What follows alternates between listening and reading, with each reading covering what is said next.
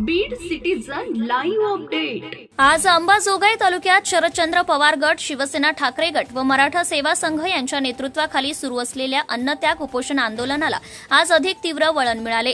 जेव्हा आंदोलकांनी मुख्यमंत्री देवेंद्र फडणवीस यांना संबोधित करून 14 प्रमुख मागण्यांचे निवेदन उपजिल्हाधिकारी मार्फत पाठवले। या आंदोलनात माजी आमदार पृथ्वीराज साठे, राजसाहेब देशमुख, मदन परदेशी, अशोक हिडे, प्रहारचे जिल्हाध्यक्ष विलास काळुंके, प्रवीण ठोंबरे, रामकिसन म्हस्के यांच्यासह विविध संघटनांचे कार्यकर्ते उपस्थित होते। आंदोलकांच्या म्हणण्यानुसार मागण्यांकडे शासन दुर्लक्ष करत असल्यामुळे लोकांना उपोषणाच्या मार्गावर जावे लागत आहे। या मागण्या पुढील प्रमाणे: शेतकऱ्यांना संपूर्ण कर्जमाफी व शेतीमालाला हमीभावावर 20% अनुदान द्यावे। दिव्यांग व विधवा महिलांना ₹6,000 मासिक मानधन। दिनांक 7 एप्रिल 2025 रोजीच्या बैठकीच्या निर्णयांची अंमलबजावणी। बेरोजगारांना काम किंवा सन्मानजनक मानधन तसेच रिक्त पदांची भरती तातडीने। ग्रामीण घरकुलासाठी 5 लाखांचं अनुदान। शेतमजुरांच्या मृत्यूप्रसंगी आर्थिक मदत व स्वतंत्र महामंडळाची स्थापना। पेरणी ते कापणीपर्यंत कामे मनरेगात समाविष्ट करावीत व तेलंगणा धर्तीवर मदत द्यावी। जैविक शेतीस प्रोत्साहन म्हणून शेणखत, विटांसाठी अनुदान। मेंढपाळ व मच्छीमारांसाठी स्वतंत्र धोरण। मनरेगा मजुरी ₹312 वरून ₹500 करावी। निवासी अतिक्रमण कायद्यानुसार नियमित करावीत। दूध दर गायीसाठी ₹50 व म्हशीसाठी ₹60 करण्यात यावा। कांद्याच्या दरासाठी किमान भाव ₹40 होईपर्यंत निर्यात बंदी नको। ऊस पिकासाठी 1% रिकव्हरीसाठी ₹4300 दर। FRP प्रमाणे आणि रिकव्हरी यंत्रणा स्थानिक पातळीवर। अन्नत्याग आंदोलनाचा आवाज आता महाराष्ट्रातील ग्रामीण भागात पोहोचू लागला असून शेतकरी, बेरोजगार व कष्टकरी वर्ग सरकारकडून ठोस निर्णयाची अपेक्षा करीत आहे। सिटीजन लाईव्ह अपडेटसाठी फेरोज शेख, अंबाजोगाई। 6 दिवस झाला आज अन्नत्याग आंदोलन करते आणि त्या आंदोलनाला उद्धव बाळासाहेब ठाकरे शिवसेनेनं पाठिंबा दिलेला आहे। आणि या शासनानं नुसता शेतकऱ्याचा 7-12 कोरा करतो म्हणला, दिव्यांगांना पगारी नाहीत, लाडक्या बहिणीला 2100 रुपये देतो म्हणले तरी 1500 रुपये दिले, अशा फुकटच्या नुसत्या घोषणा दिल्या। महाराष्ट्राचा मुख्यमंत्री असताना उद्धव साहेबांनी 2 लाखापर्यंत कर्जमाफी दिली होती, त्याला दिलदार मुख्यमंत्री लागतो। आणि शेतकऱ्याचा काय वारी हा उद्धव साहेब होते। हे सरकारने नुसत्या फसव्या घोषणा दिलेल्या आहेत, म्हणून आम्ही प्रहार संघटनेला बच्चू भाऊला पाठिंबा देतो। जय हिंद, जय महाराष्ट्र।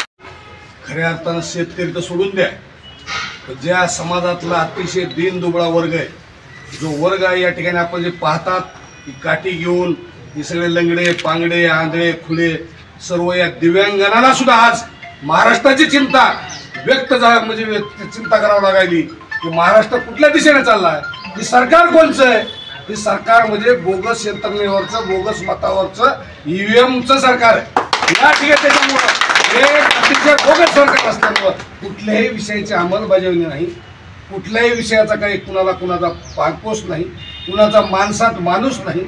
सरकारमध्ये आज नुसते सरकार सोडून द्या, नुसते दलाल वाढले। फक्त दलालांचं सरकार या ठिकाणी झाल्यामुळं एक बच्चू कडू सरकार लढवय प्रहारचा सरसेनापती, महाराष्ट्र राज्याचा प्रमुख या ठिकाणी चिंतेनं व्याकुळ होऊन आज त्या ठिकाणी ते उपोषणाला बसलेत। आणि जर मायबाप जनतेला मी विनंती करून सांगतो, यांच्याकडे बघा, गाड्यावर आलेत, कुणी काठीवर आलेत, कुणी बारके लेकर आहेत, हे उंची 3 फुटाच्या उंचीचे माणसं, 2 फुटाच्या उंचीचे माणसं जर शेतकऱ्याचा कळवळ्यानं प्रश्न मांडत असतील तर सर्वसामान्य माणसांना माझी विनंती आहे, या प्रहारच्या आंदोलनामध्ये प्रत्येकानं झोपून द्यावं। जोपर्यंत आपल्या मागण्या मान्य होत नाहीत तोपर्यंत सर्वांनी याला चांगला पाठिंबा द्यावा आणि उद्याचे महाराष्ट्राचे गंभीर प्रश्न आहेत हे सुटावेत, एवढीच अपेक्षा व्यक्त करतो। थांबतो। जय हिंद, जय महाराष्ट्र। बांधवांनी आणि भगिनीने एक लोटांगण आंदोलन या ठिकाणी सुरू केलं आणि गेल्या 6 दिवसापासून शेतकऱ्याच्या प्रश्नासाठी आपल्या सर्वांना एक महाराष्ट्राला ओळख आहे की दिव्यांगासाठी काम करणारे, दिव्यांगाचे मायबाप अशी ज्यांची ओळख आहे, असे बच्चूभाऊ कडू हे गेल्या 6 दिवसापासून अन्नत्याग आंदोलन करत आहेत। आणि त्यांना या ठिकाणी पाठिंबा देण्यासाठी महाविकास आघाडीच्या सर्व घटक पक्षाचे नेते या ठिकाणी या प्रसंगी उपस्थित आहेत। आपल्या सर्वांना माहिती आहे की हे सरकार येऊन 6 महिने झालं, परंतु ज्या ज्या योजना या ठिकाणी त्यांनी घोषणा केली होती त्या सर्व योजना या ठिकाणी बंद पडण्याच्या मार्गावर या ठिकाणी आहेत। आपण तहसीलच्या माध्यमातून पाहिलं तर महाडीबीटीच्या माध्यमातून कितीतरी जे काही श्रावणबाळ योजनेचे, संजय गांधी निराधार योजनेचे किंवा अपंग योजनेतले जे काही लाभधारक आहेत त्यांना महाडीबीटीच्या नावाखाली त्यांची हेळसांड त्या ठिकाणी होते. 6-6 महिने 8-8 महिने त्यांना त्या ठिकाणी त्यांचं अनुदान मानधन त्या ठिकाणी दिलं जात नाही.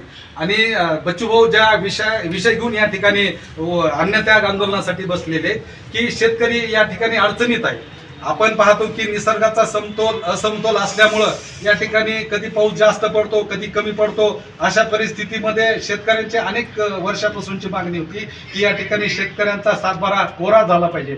मी या आपल्या माध्यमातून आवर्जून सांगू इच्छितो की ज्यावेळेस या राज्याचे मुख्यमंत्री उद्धवजी ठाकरे साहेब होते त्यावेळेस खऱ्या अर्थानं जी कर्जमाफी दिली आणि त्याच्या माध्यमातून शेतकऱ्याला त्या ठिकाणी न्याय देण्याचं काम उद्धवजी ठाकरे साहेबांनी या ठिकाणी केलं. आणि विधानसभेच्या निवडणुकीच्या वेळेस जर आपण पाहिलं की महायुती सरकारने जाहीरनाम्यामध्ये सांगितलं होतं की आम्ही सरकारमध्ये आल्यानंतर शेतकऱ्यांचा सातबारा त्या ठिकाणी कोरा करू, परंतु ते कुठं या ठिकाणी पाहायला मिळत नाही.